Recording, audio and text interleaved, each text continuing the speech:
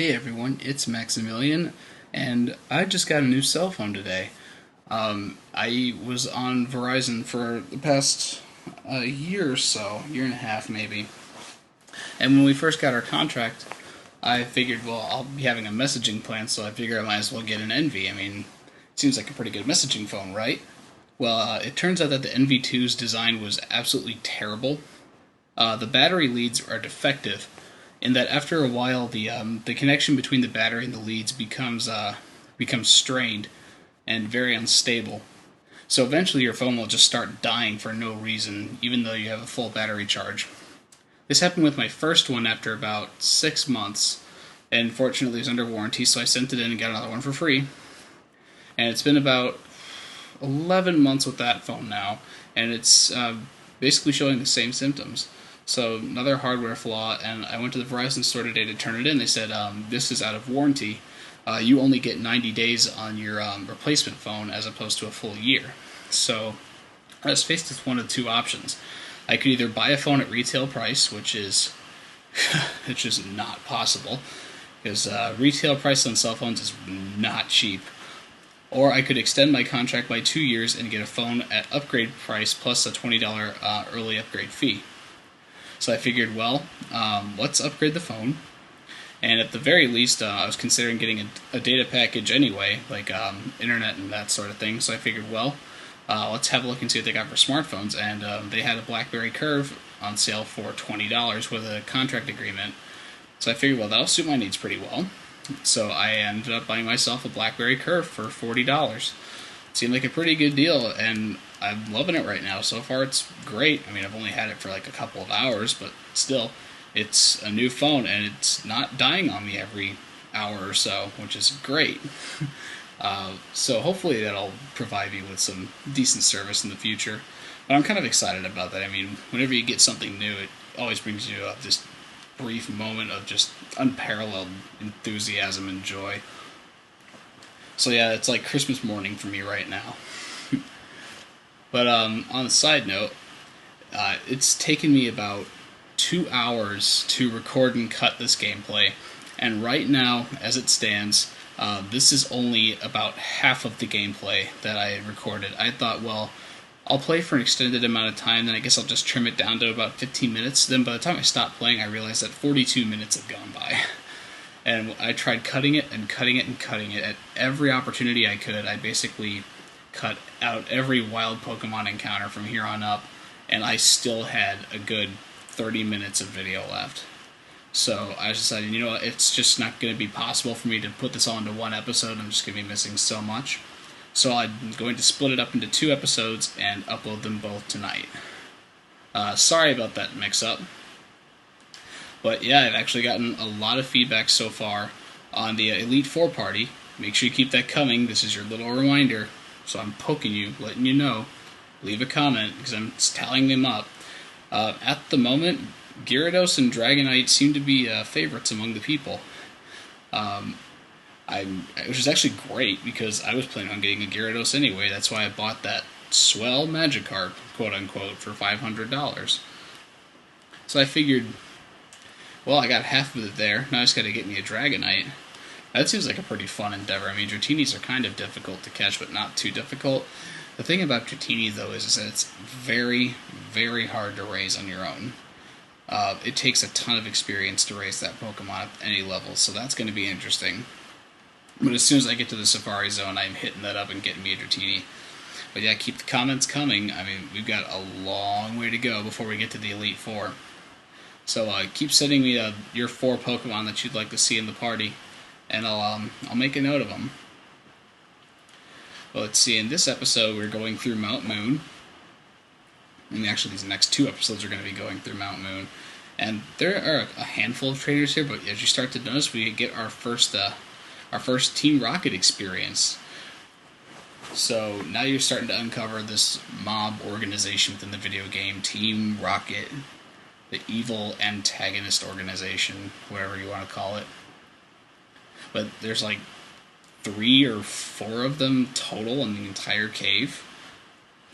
That's kind of a letdown. I mean, at least when I played the game, I thought there were a lot more of them, but there's only 4. I mean, it's pathetic. I mean, pretty much anywhere else you go for rocket, there's dozens of them. Or at least it feels like it. Oh, hey, there's an Oddish. I remember one of you guys said Oddish or anything with Absorb was your least favorite Pokemon. You know what? I totally agree with the Absorb thing. I absolutely hate it. Zubats and anything that else that has an Absorb-like effect is just annoying. I don't know why, but it's just a huge peeve of mine. I can't stand it. As for my most annoying Pokemon of all time, we are probably going to have to go with Zubat. I think that takes the cake for my most annoying Pokemon, aside from Diglett and the other ones as well. This guy, Zubat, just shows up everywhere when you're in a cave. You literally take 2 steps, you encounter a Zubat, another 2 steps, you encounter a Zubat. They are the most annoying things to deal with in the game, and the fact that they have both Confuse Ray and Supersonic just makes them all the more annoying. I hate that Pokemon. That Pokemon embodies everything I hate about this game. Well, yeah, if it seems kind of choppy when we're playing through this, that's because I'm cutting out every single wild Pokemon that I fought and killed to get my Magikarp experience. Throughout this playthrough, I actually leveled it up from 5 to I think 14 by the time I got through the cave. So, I mean, that's what happens when you bait and switch. You can get your Pokemon up rather quickly. So we should have a Gyarados in no time. Uh-oh, Team Rocket time. Team Rocket time. Oh, Sandshrew. Hate the freaking Sandshrews. Another Pokemon I hate, but still not more annoying than Zubat. I don't know, he's just like impenetrable. Like, normal attacks do nothing against him. It's ridiculous. Let's see. I'm kind of regretting like playing this long at night because now I'm like committed to working the entire time with playing it, but then also chopping up everything that I want to cut out of those videos to make them an uploadable length, and then have to commentate both of them. So I turned about a 1 hour commitment into about 3.5, 4 hours, and it's already like 11:30, and I still haven't even touched the second half yet. So the second half is probably not going to be nearly as content-filled as this one is, and there's really not much substance to this one at the moment either. By the way, when I do these commentaries, these are completely winging it, impromptu. I have no notes of any kind. I haven't rehearsed anything. So this is basically a speech exercise for me. So if it sounds like it's just going nowhere, or if I don't really have a cohesive train of thought, that's because I don't. That's basically it. This is all on the spur of the moment. And honestly, I think that's the easiest way to record it. Because like having notes, you're constantly having to refer back to those, and then whatever you say basically adheres strictly to those, and you don't really have any freedom of motion to go about off on tangents or anything like that, which can pop into your mind at any unexpected moment. Oh, speaking of tangents, Mercadurka got me a new background for my channel the other day, and I can't remember if he told me who it was, but if you were the one who made that background for me, please leave me a comment so I can give you some kind of a shout out. I really appreciate you doing that for me. I mean, it's great that you would help out Mercadurka like that, basically at his request. That's awesome. But you're helping me out here by doing something that I wouldn't normally take the time to do, and it makes my channel look a lot more presentable. And that's me teleporting to the Pokemart. I cut out a bunch of time by just walking back to Pewter City to go buy some stuff. I'll be cutting out a lot of time if I'm just going to go to a Pokemon Center and heal a Pokemon, or just go to the Mart and buy stuff, and I'll just warp back to the Pokemon Center right there like that. So don't be surprised if this jumps all over the place, because I had to cut a lot of stuff out to upload this. But yeah, back to what I was talking about. Yeah, if you were that person, go ahead and send me a message, and I'm going to have to hit you back in some way for that. I really appreciate you doing that for me, and my channel looks great right now. I love the way it looks. So yeah, back on topic. Oh my gosh, I have so much video left to cut. I have, after this, I have about 20 minutes left of video that I need to edit. And that was after I cut out a good 8 or 9 minutes of just excess video. But I'm just going through the entire cave, because I know people like a full walkthrough, and I know it seems like it takes more time to do that, and it probably will. But at least it shows you every room and all the items that you can pick up that are on the ground. For things like Victory Road or the Dark Cave, probably going to take a little bit longer, but that's okay. I mean, I'll actually intentionally divide it into parts this time rather than trying to just squish it into a 15-minute segment, because that didn't work out very well at all this time. Did not work out at all. Ekans. Have any of you guys ever faced an Ekans that just had the most godly rap ability? Like, I think I had, I was facing an Ekans against a trainer, and I think my Pokemon was slightly slower than the Ekans. So he got the first attack and he declared rap, so I figured, okay, this is no big deal. He gets five in a row, which is the max you can get for a rap attack. And then, of course, my Pokemon, being the slowest, misses again, so Ekans gets in another attack and decides to rap. And he raps another 5 times in a row.